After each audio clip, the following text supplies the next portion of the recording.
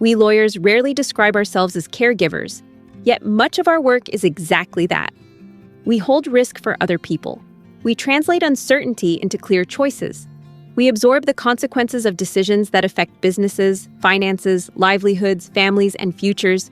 When something goes wrong, or might go wrong, we're the ones expected to stay calm, think clearly, and carry on. Being the responsible one is often a source of pride for lawyers.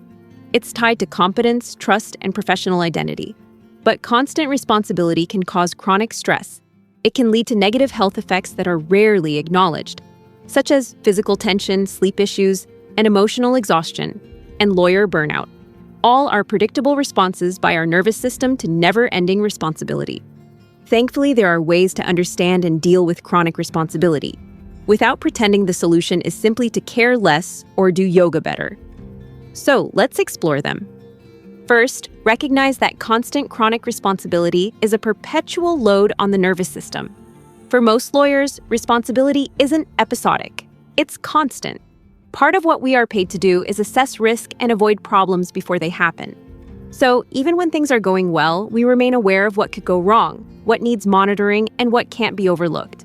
This constant anticipation of risk keeps the nervous system in a low-grade state of alert. You may not feel stressed in the traditional sense, but your body is rarely off-duty. Over time, that vigilance becomes the baseline.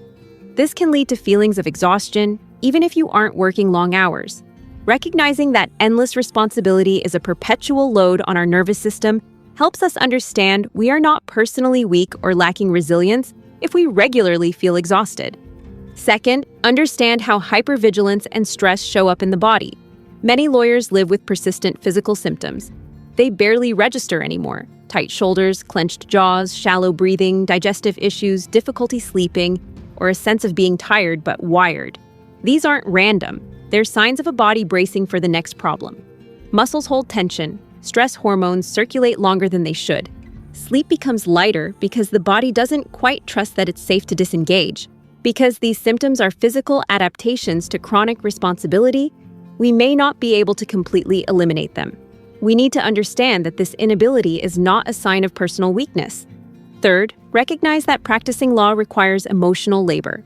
Like all caretaking, lawyers routinely manage other people's fear, anger, urgency, and expectations.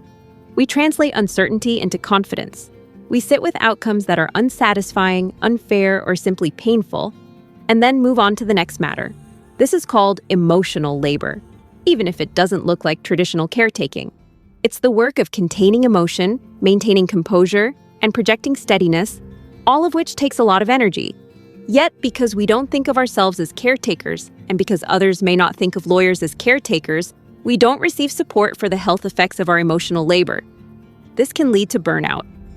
Many people assume lawyer burnout is primarily about workload, but often it's about emotional suppression without release. We can help ourselves by acknowledging that carrying other people's risks is work in itself, and that it has real health consequences when we can never set them down.